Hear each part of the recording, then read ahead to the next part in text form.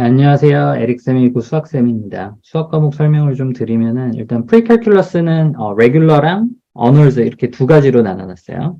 이제 특히 어널즈에서는 2024년부터 시행할 이 AP 프리캘의 어떤 그 코어한 부분들을 실제로 빠지지 않고 좀 다룰 예정이고요. 그리고 이제 AP 캘큘러스 AB 같은 경우에는 보통 1학기 과정이랑 2학기 과정이 서로 역연산 관계로 이게 부득이하게 상호작용을 할 수밖에 없어요. 근데 막상 이제 학생들을 가르쳐 보면은 1학기 때 100% 소화하지 못하고 그냥 이렇게 넘어간 부분들이 꽤 많거든요. 학교에서 물론 이제 A는 맞았지만 완벽하게 자신이 없는 부분들이 있기 때문에 2학기 선행을 하면서 이 우리가 미리 알고 있어야 되는 이 1학기 부분들을 전체를 다 복습할 수는 없기 때문에 부분 복습을 해가면서 이제 진행이 될 거고요. 그래서 나 AP 캘큘러스 AB 이제 1학기 때 완전 망한 것 같아. 2학기 때 완전 큰일 날 것 같아. 이런 친구들도 크게 부담 없이 수업을 들을 수 있을 거라 생각을 합니다. 프리캘 부분을 보시면은 대부분의 학교들이 이제 뭐 일반적인 펑션 1학기 때 보통 일반적인 펑션, 그래프 이런 것들을 배우고 그 다음에 그 중에서도 폴리노미얼 펑션, 그 다음에 레셔널 펑션,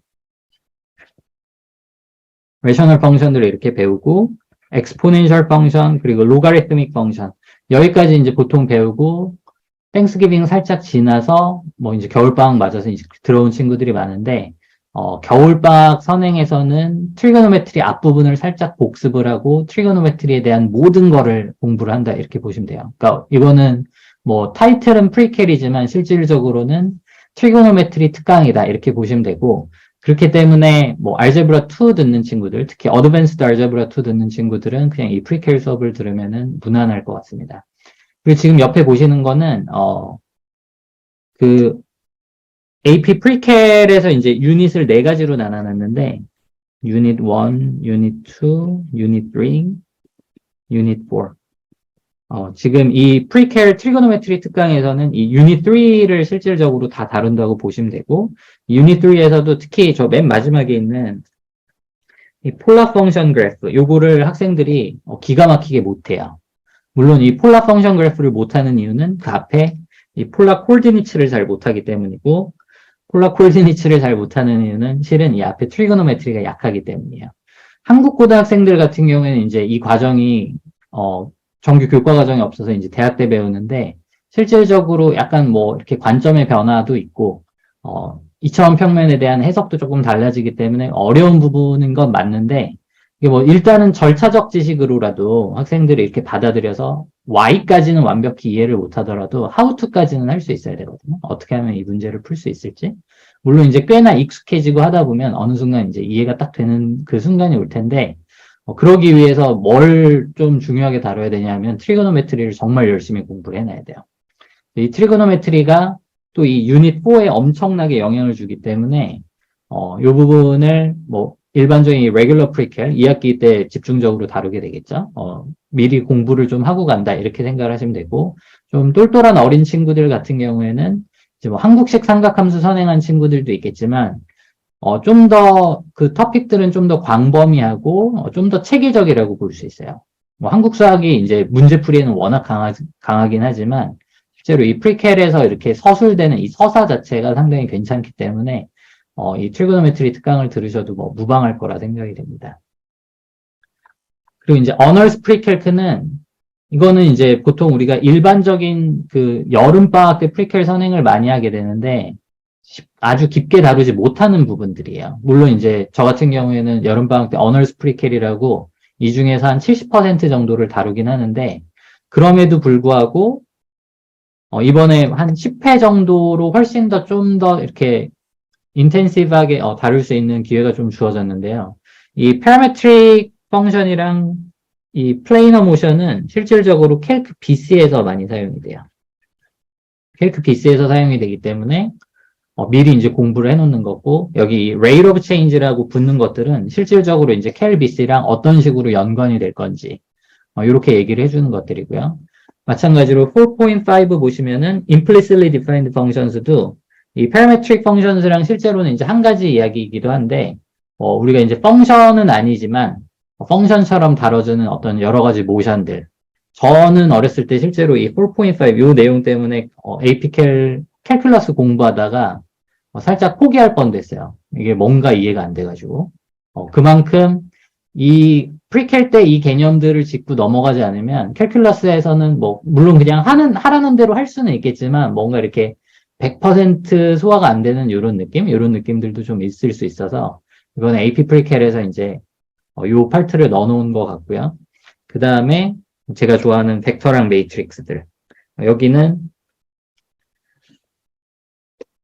AP 캘 BC에 당연히 들어가고, 그리고 학생들이 뭐, 조화라 맞지 않는, 뭐, 이 멀티베리어블 캘큘러스에서 집중적으로 다뤄주고, 리니어 알제브라에서는 뭐, 그냥 주인공이라고, 생각을 할 수도 있죠.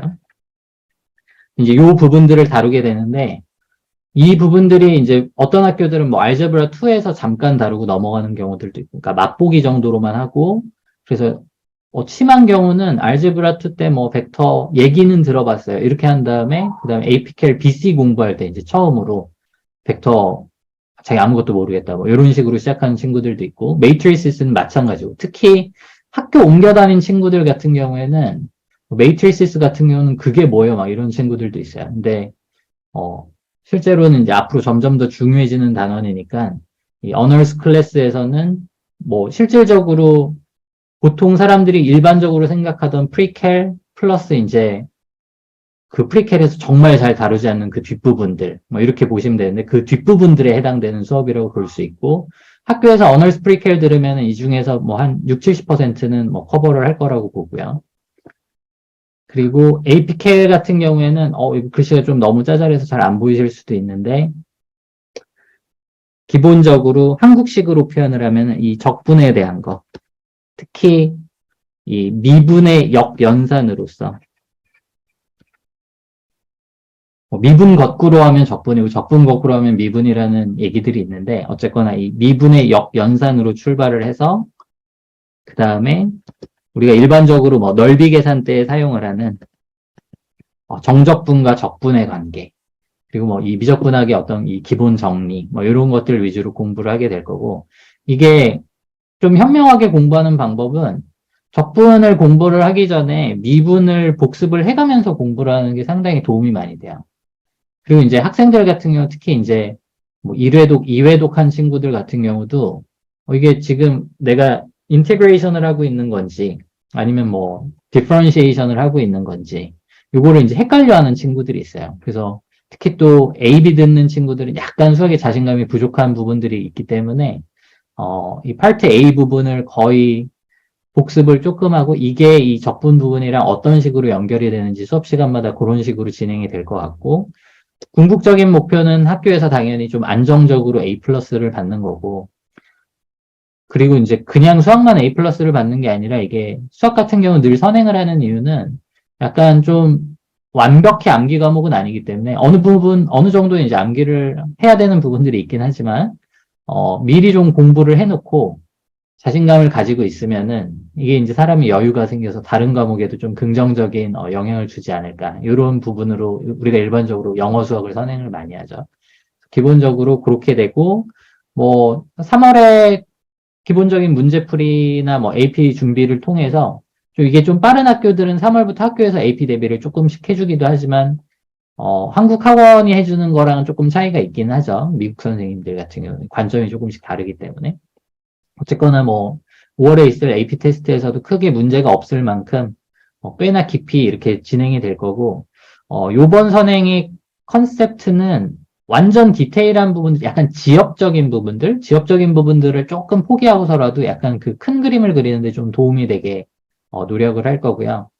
겨울방학에 학생들 맡겨주시면은 뭐 저는 열심히 가르칠 겁니다. 그리고 이제 중요한 게 이게 여름방학에 비해서 겨울방학은 이제 꼴랑 2주고, 첫 번째 주에 막 크리스마스 이브, 크리스마스 있고, 두 번째 주에 뭐, 해피 뉴 이어 있고, 학생들이 별로 공부하고 싶어 하진 않거든요. 그래서 APCAL 1학기 때 뭐, 간당간당하게 A 받은 친구들도, 뭐, 자기가 알아서 하겠다고, 막 이런 친구들이 있는데, 그냥 미리 조금씩 공부해 놓으면은, 2학기가 좀 편해요. 그리고 시간대도 일부러 오전으로 잡아놔서, 뭐, 학생들이 끝나고 뭐 약속 자꾸 놀러 가는데 크게 지장은 없을 거예요. 이게 여름방학 때랑 좀 다르게 겨울방학 때는 학생들이 되게 이미 풀어진 상태로 지치기도 하고 풀어진 상태로 오는 경우들이 좀 많은데 그거 감안해서 열심히 수업하도록 하겠습니다. 예, 감사합니다.